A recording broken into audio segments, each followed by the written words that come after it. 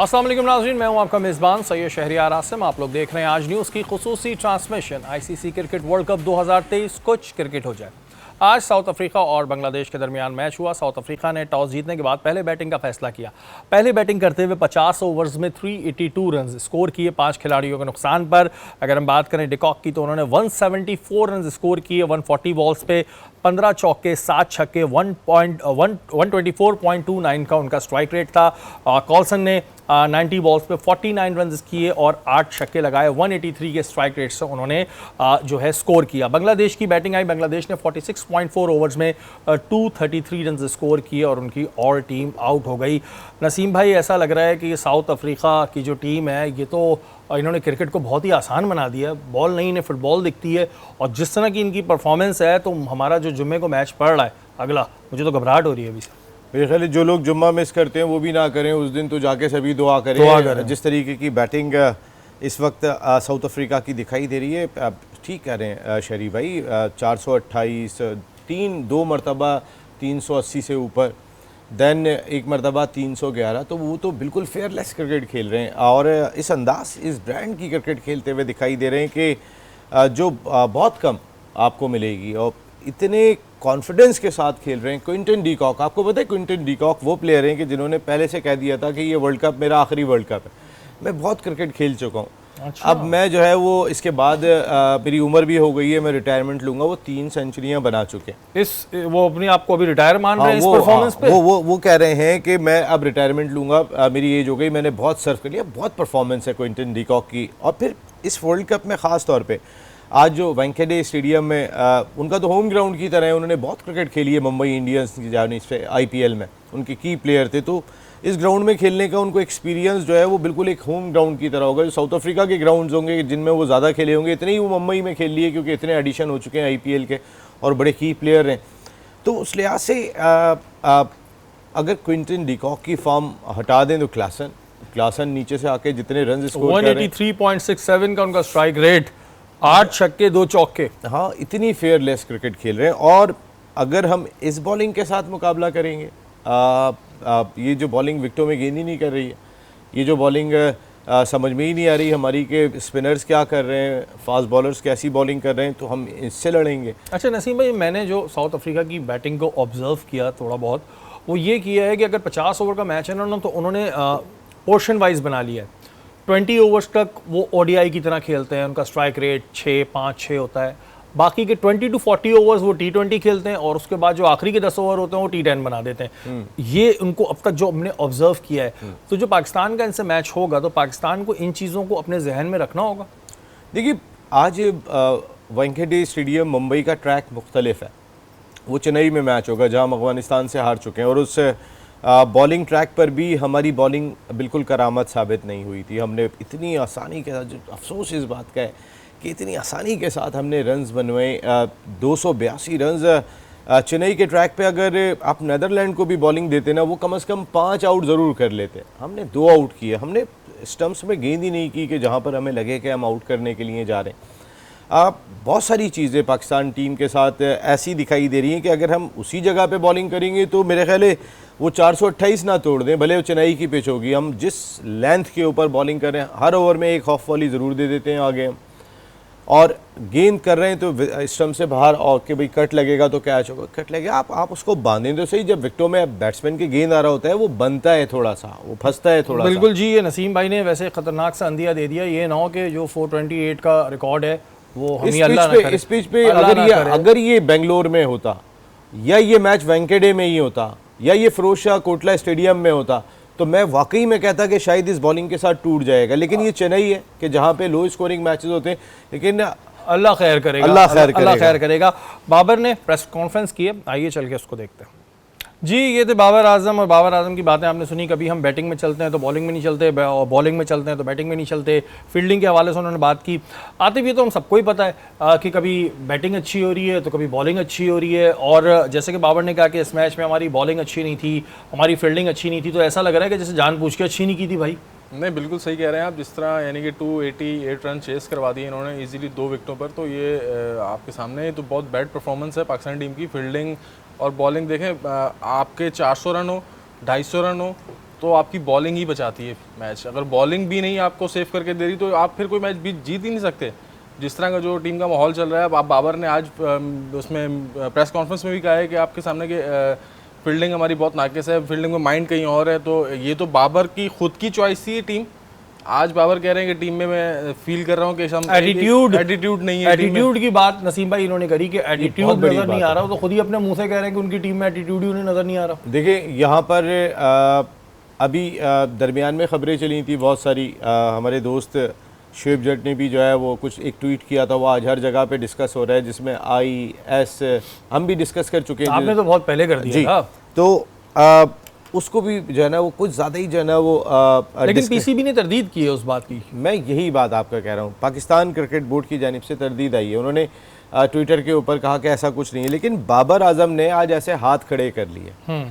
बाबर आजम ने जो बात कही है कि कप्तान अगर ये बात कह रहा हो कि मुझे अपनी टीम के खिलाड़ियों का ग्राउंड में एटीट्यूड दिखाई नहीं दे रहा है, सर एटीट्यूड ही होता है और होता क्या है। अगर कप्तान खुद ये बात कह दे कि मुझे अपने खिलाड़ियों का एटीट्यूड दिखाई नहीं दे रहा है, तो इसका मकसद है कि उसने तो हाथ खड़े कर लिए, ये टीम चल रही है।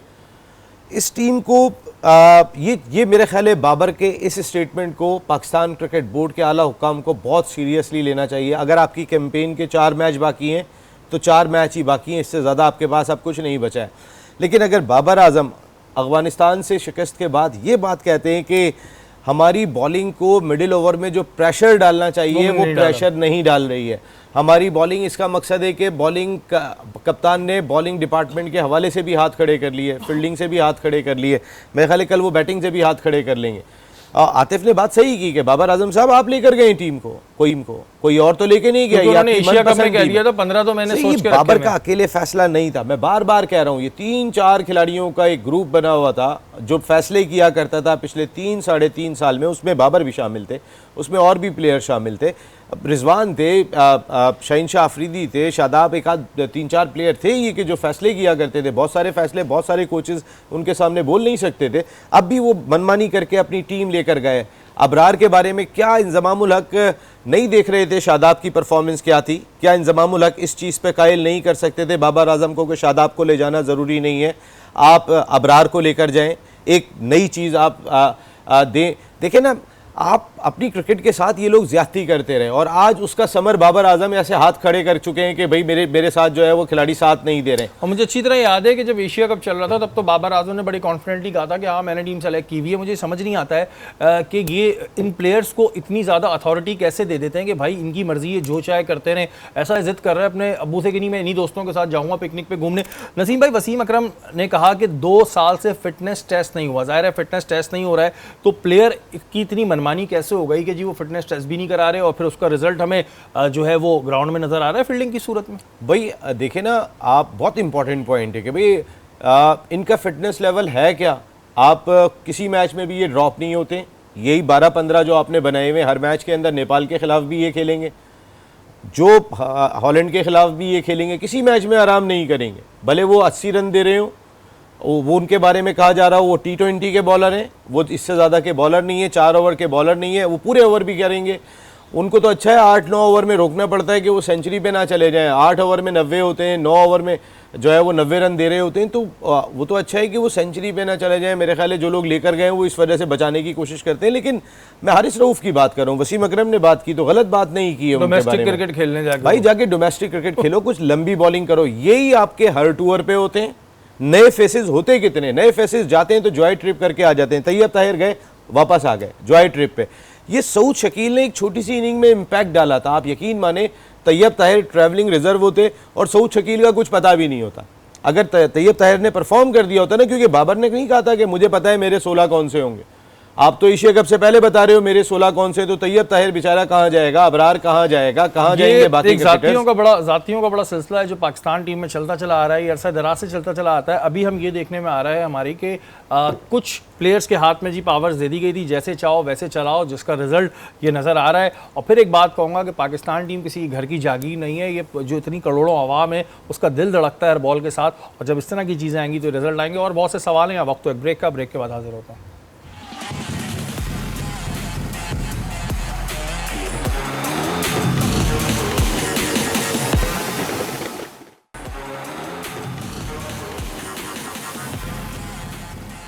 वेलकम बैक नाजरीन, आप लोग देख रहे हैं आज न्यूज़ की खुसूसी ट्रांसमिशन।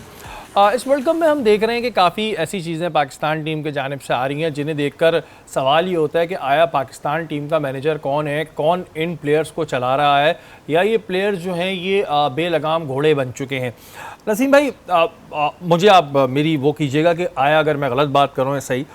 कल का मैच हुआ, पाकिस्तान हारा, ठीक है, अफगानिस्तान ने बहुत अच्छी परफॉर्मेंस दी, सब कुछ था, लेकिन इब्राहिम का एक ऐसा स्टेटमेंट जो कि बहुत ही नामुनासिब स्टेटमेंट था। उसके बाद मैं देखता हूँ कि इतनी बड़ी हार के बाद भी वो सेल्फियों का और वो सोशल मीडिया पे वायरल रहने का सिस्टम ख़त्म नहीं हो रहा है।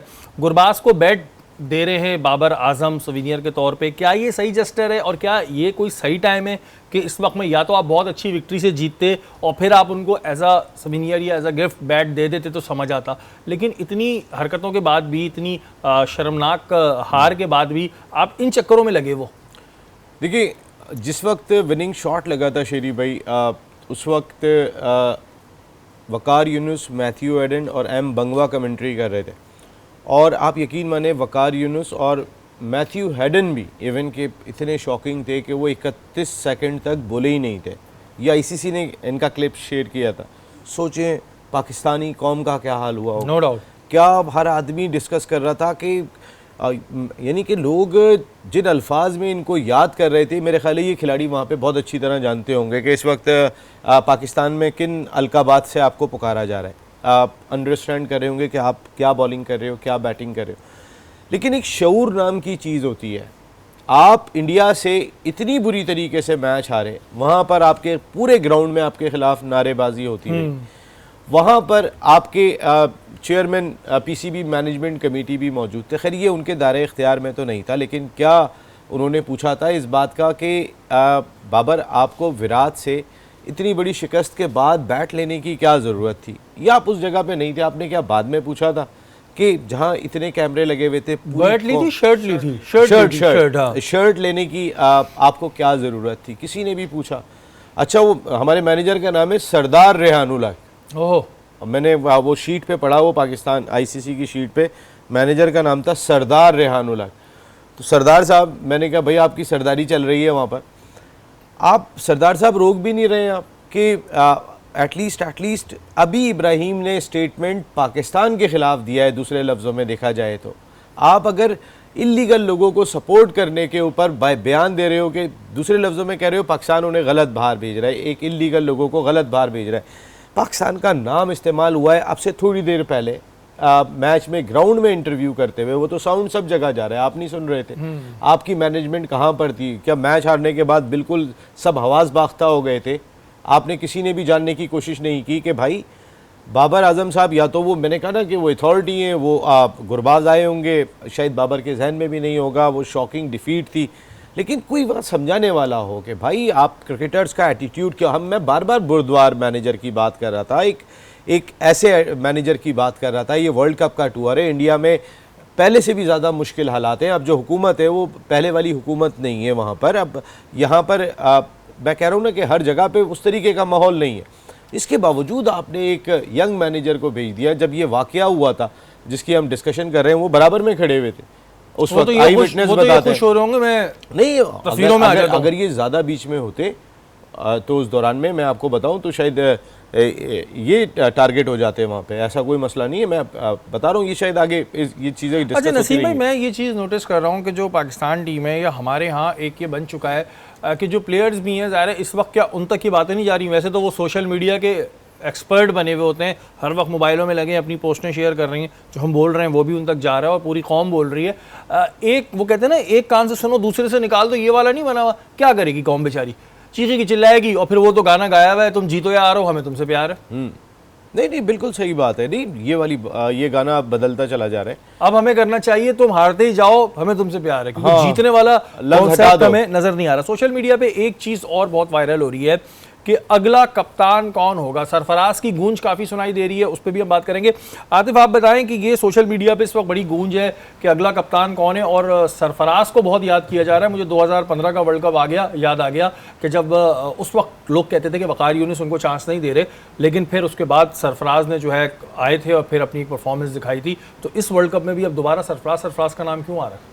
क्यों इस वजह से आ रहा है, देखें जो परफॉर्मेंस अभी चल रही है पाकिस्तान टीम की, जो बाबर जिस तरह परफॉर्म कर रहे हैं और टीम को लेके जिस तरह चल रहे हैं, तो क्यों नहीं आवाज़ आनी चाहिए। हम भी बोल रहे हैं तो इसलिए आवाम भी इसी तरह बात करेगी और सोशल मीडिया पे इसलिए चल भी रहा है कि बाबर को तो हाथ-साथी कप्तान बनाया गया था, अगर आपको याद हो, नसीम भाई ने जैसे बताया, और वो सरफराज को जिस तरह CEO थे हमारे वसीम खान साहब जिन्होंने हटाया था कि आप कप्तानी छोड़ दें, तो कोई तो रीज़न होगा जो इतनी बड़ी, यानी कि आप चैंपियन ट्रॉफी जीत के आ रहा है वो कप्तान और आप उसको बोल रहे हैं कप्तानी छोड़ दें।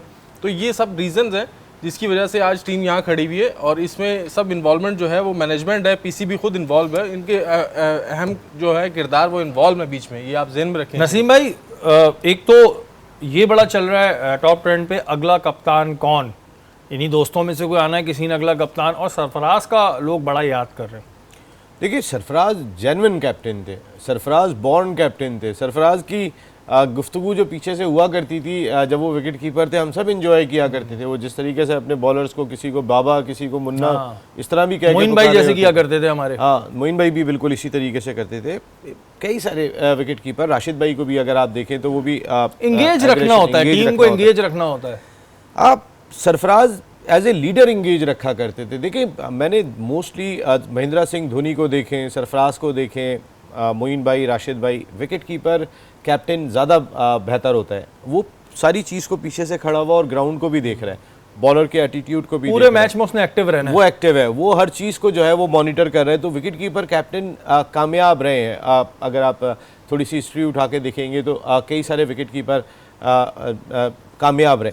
लेकिन बात ये हो रही है कि अगर जिस तरीके से बाबर आजम बात कर रहे हैं कि वो कह रहे हैं फील्ड मुझे टीम का एटीट्यूड दिखाई नहीं दे रहा, तो इसका मकसद है कि हर वर्ल्ड कप में ये होगा, हर वर्ल्ड कप में ये होगा। जैसे ही वर्ल्ड कप ख़त्म होगा हमारा रीबिल्ड प्रोसेस शुरू हो जाएगा। आज भी एक मुलाकात हुई थी और वो मैं भी, उस पर भी हम बात करेंगे। लेकिन कहने का मकसद है कि रीबिल्ड प्रोसेस शुरू हो जाएगा और जब वर्ल्ड कप होगा तो सब लड़ाई झगड़े करके अपने घरों को चले जाएंगे। कौम बैठ के जो इंतज़ार कर रही है, नौजवान बच्चे साल साल से इंतज़ार कर रहे होते हैं, वर्ल्ड कप आ रहा है, वर्ल्ड कप आ रहा है, हमारा शाहीन ये करेगा, हारिस रऊफ़ तो ये कर देगा, तो हमारा जो है वो बाबर आजम, हमारा रिजवान पता नहीं क्या कर देगा।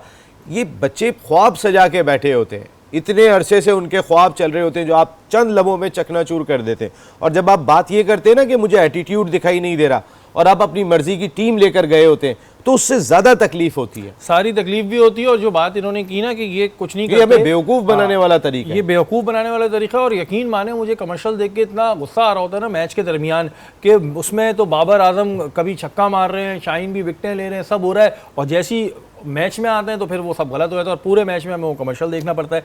और बहुत से सवाल हैं। वक्त तो एक ब्रेक का, ब्रेक के बाद हाजिर होता है।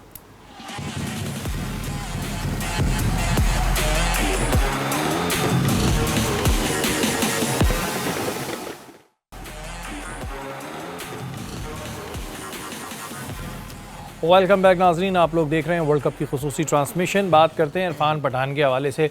कल इरफान पठान की पर हमने बात की, वो वीडियो बहुत ज़्यादा लोगों ने देखा भी और बहुत से लोग कह रहे थे उन्होंने अच्छा किया, बहुत से लोग कह रहे थे उन्होंने बुरा किया।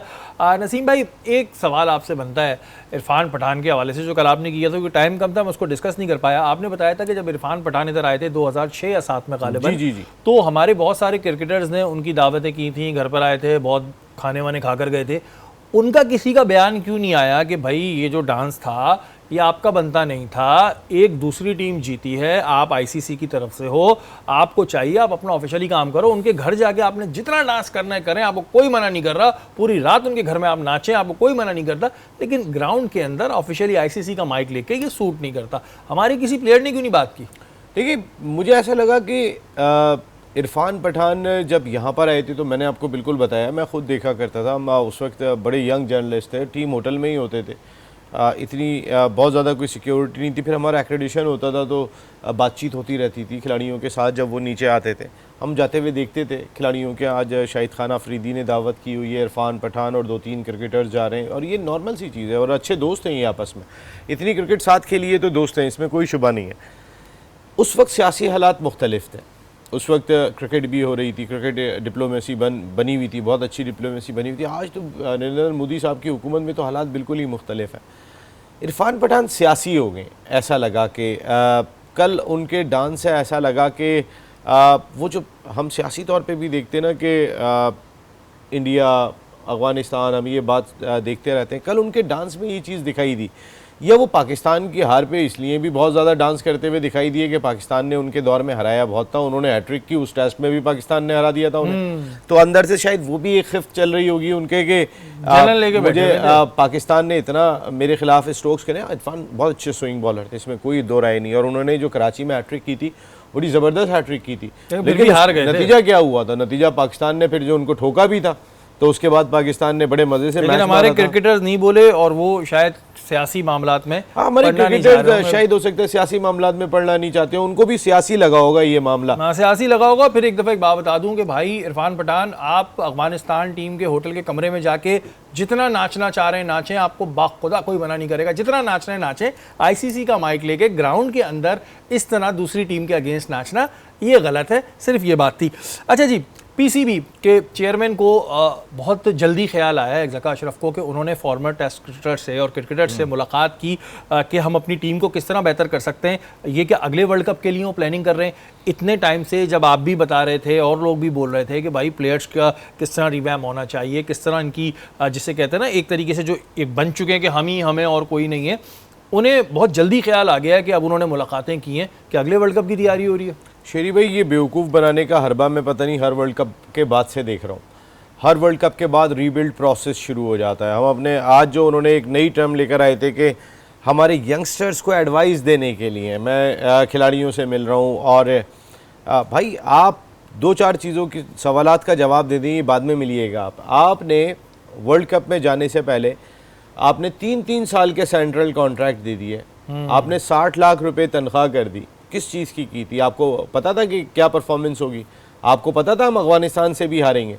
आप अगर ये बात कहते कि आप वर्ल्ड कप के बाद जो है ना, वो यही टीम अगर वर्ल्ड कप के फाइनल में पहुंचने में कामयाब हो जाती, नहीं भी जीतती, आप वाकई में इनको इनामात से नवाजते। बिल्कुल। लेकिन आप इस कदर हम कहते हैं ना कि उनको ये डर होगा कि अगर टीम की परफॉर्मेंस ख़राब होती है और मैं सेंट्रल कॉन्ट्रैक्ट भी नहीं दिए तो कल मुझे कहा जाएगा कि मैं चेयरमैन था। भाई 1 साल के दे देते आप 1 साल का लुक्रेटिव कॉन्ट्रैक्ट उनको दे रहे थे कि भाई खुद नहीं पता आप कितने दिन चेयरमैन हैं। हाँ, आप पैच वर्क कर रहे हैं। सरफराज को आप सी से बी कैटेगरी में लेके आए, ये काम तो उस वक्त हो जाना चाहिए था। सरफराज इस वक्त आपके मेन बैटर हैं टेस्ट के, मैं विकेट कीपर की तो बात ही नहीं कर रहा हूँ, जो उनकी विकेट कीपिंग शानदार है, वो बैटर हैं, वो टीम को लेके चल रहे हैं। उन्होंने आने के बाद 61 की एवरेज से रन्स किए हुए, जो अभी उनका कमबैक हुआ है। ये पीसीबी के चेयरमैन है। अब अगर मैं अपनी बात करूं तो मुझे तो इतनी ज़्यादा नॉलेज नहीं है, लेकिन थोड़ा सा आपके साथ सीखा है हमने, तो हमें भी बहुत सारी चीज़ें समझ आ रही हैं।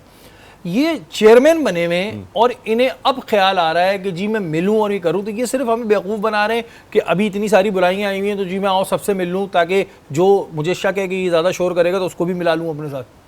हाँ, बस ये भी एक बहुत ही इंपॉर्टेंट पॉइंट है।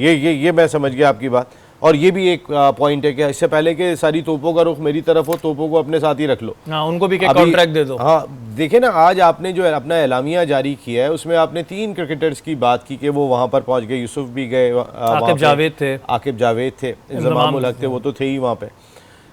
बाकी वसीम अकरम का नाम लिया जा रहा है, बाकी उमर गुल का नाम लिया जा रहा है, और वक़ार यूनिस का नाम है। ये वो क्रिकेटर्स हैं कि जो आउटस्पोकन भी हैं और खुल के बात भी कर रहे हैं, मीडिया पे भी बहुत रहते हैं, प्रॉपर बात कर रहे हैं। अब इनको क्या एजाजी तौर पे बुला रहे हैं या उनको कोई जिम्मेदारी देने का सोच रहे हैं, ये भी देखना होगा। देखिए, ज़का अशरफ साहब का अपना नहीं पता कि वो कब तक है। बिल्कुल, ये बेचारे वो खुद ऐसी पिच पर हैं, बहुत सारे फैसले उनकी मजबूरियाँ भी हो गए होंगे कि जो है वो खिलाड़ी भाई ठन गए, हम नहीं जाएंगे या हमें ये करके बड़े दो। कैसे होते हैं नसीम भाई, मैं ये परेशान हूँ, इतने बड़े कैसे होते हैं? नहीं तो फिर आप अगर इतने कमजोर चेयरमैन हैं तो फिर नजम सेठी साहब को लिया, वो सही थे। नजम सेठी साहब ने कुछ जगहों पे स्टैंड लिया था। देखें, उन्होंने बाहर बिठा दिया था इन सबको, वो सीधा अफगानिस्तान टीम भेज दी थी। बहुत लोग शोर कर रहे थे, इन खिलाड़ियों ने कहा था हम फिट हैं, हम जाना चाहते हैं। भाई हर मैच आप खेलेंगे, आपने एक सबको नज़र आ रहा था कि एक ग्रुप बन गया, तो उसके बाद से आप यकीन माने कि जब अफगानिस्तान की सीरीज़ के बाद इन्होंने खेलना शुरू किया था, वो कहते हैं ना, वो टर्म तो थोड़ा ऐसी है कि वो कहते हैं ना कि इंसान का बच्चा। अच्छा नसीम भाई, टाइम कम है, प्यार से खेलते हुए सवाल मेरे जहन से निकल जाएंगे। सोचना भी मत, एक ट्रेंड चला था, अब सोच सकते हैं? सोचना भी मना है। हाँ, सोचना ही मना है, अब सोच सकते हैं? नहीं या वही लोग जिन्होंने ट्रेंड चलाया था वही सोच रहे? नहीं, मेरे ख्याल है कि अब वही लोग ट्रेंड चलाएंगे कि अब हमने सोच लिया है। हाँ, सोचना शुरू कर दिया। आतिफ, एक ट्वीट किया आमिर ने, हमारे फास्ट बॉलर है, हम बचपन में ये पूछते थे एक सवाल, बताओ अकल बड़ी या भैंस, और बहुत से कह देते थे भैंस। आमिर ने एक ट्वीट किया, पेस इज पेस, अकल बड़ी या पेस, हारिस रऊफ को किया है। क्या मतलब क्या है इस बात का? देखें, जिस तरह वो बॉलिंग कर रहे हैं, अगर आप देखें वर्ल्ड कप से पहले एशिया कप में भी, तो यानी कि इस बॉलिंग को लेकर उन्होंने आमिर ने किया है ट्वीट, और वो बिल्कुल सही कह रहे हैं। क्योंकि देखें, मैं एक बात बोलता हूँ कि हमारी पाकिस्तान टीम में जो भी लड़के खेल रहे हैं ना, आप क्राइटेरिया उठा के देखें, किसी ने फर्स्ट क्लास खेली 5 साल कंटिन्यू, बगैर फर्स्ट क्लास खेले एक टीवी के मैच में परफॉर्म करके ये लोग टीम में आए हुए हैं। देखें, आज जो लड़के टीम में है ना, टीम में आने का मतलब है कि पीछे लॉबी बैठी हुई। मैं अगर आज से 13 साल पीछे लेके जाऊँ आपको, तो अगर वो इंसिडेंट्स याद होगा जिसमें हमारे 3 बड़े प्लेयर मैच फिक्सिंग में आए थे, तो अगर वो सीन देखें तो उसमें मैच में एक मैच के लिए कप्तानी मिली थी सलमान बट को, और वो डायरेक्टली उस मैच में इन्वॉल्व हुए, आपके सामने पूरे वर्ल्ड ने देखा। तो यानी कि ये बैक होती है पीछे पर, जब इतना बड़ा स्टेप इंसान लेता है। तो ये जो आज भी टीम में मामला चल रही है, पीछे बैक है सबकी। मैं नहीं समझता हूँ इनमें से कोई प्लेयर जो है जो अपनी परफॉर्मेंस पे आगे खेल रहा हो। सब ये जो है लॉबी के वो हैं प्लेयर, और मोस्टली बाबर ने सपोर्ट किया और बाबर ही लेके गया, और आज बाबर कह रहा है कि मुझे एटीट्यूड नहीं समझ में आ रहा प्लेयरों का। नसीम भाई, आप बताएं, पेस बड़ी या अकल? ऐसे हम बचपन में पूछते थे ना, आपको भी याद होगा, अकल बड़ी या भैंस, तो उन्होंने कहा है पेस बड़ी या अकल, तो पेस बड़ी है या अकल? नहीं, आमिर ने बहुत ही सही बात की है ये कि हारिस रऊफ जो बॉलिंग कर रहे हैं, वो 4 ओवर के बॉलर नजर आ रहे हैं, वो 10 ओवर के बॉलर नज़र नहीं आ रहे। 10 ओवर में आउट करने का तरीका अभी तक उनकी समझ में नहीं आ रहा। वो आखिर में जाके आउट करते हैं जब बैट्समैन जो है वो हिट करने जा रहा होता है, वो उनको दरमियान में आउट करना नहीं आ रहा। वसीम अकरम ने सही मशवरा दिया, भाई जाओ जाके डोमेस्टिक क्रिकेट खेलो। मैं कह रहा हूँ ना, ये डोमेस्टिक तो खेलते ही नहीं, ये ट्रैवल ही करते रहते हैं। इनके इतने कमिटमेंट्स होते हैं पाकिस्तान क्रिकेट टीम के, या पाकिस्तान क्रिकेट टीम का कैंप लगा हुआ है, या ये मुल्क से बाहर गए हुए। भाई आप डोमेस्टिक क्रिकेट के अंदर इनको भेजें। और देखें, मैं आपको एक बात बताऊं, अल्लाह करे हम ये 4 मैच जीते इंशाल्लाह, हमारी टीम सेमीफाइनल जीते, हमारी टीम वर्ल्ड कप जीते। लेकिन जो अगर कप्तान ऐसे करके हाथ खड़े कर रहा है, तो माइंडसेट आपको ड्रेसिंग रूम का समझ आ जाना चाहिए कि क्या चल रहा है। अल्लाह करे कोई मौजज़ा होगा। वो सकी भाई कह रहे थे ना, मौजज़ा, उस पे भी हम बात करेंगे। सकी भाई ने भी बड़े मौजों की बात की है, उस पर बात करेंगे। टाइम खत्म हो जाता है, और दुआ तो हम सबकी यही है कि जी पाकिस्तान जो है वर्ल्ड कप जीते। लेकिन ज़ाहिर है जो हालात इस वक्त नज़र आ रहे हैं वो बहुत बुरी हैं। साउथ अफ्रीका से मैच है, उस मैच में क्या होगा वो भी अभी देखना है। हमारी ट्रांसमिशन का वक्त ख़त्म हो गया है, फिर मुलाकात होगी। पाकिस्तान जिंदाबाद।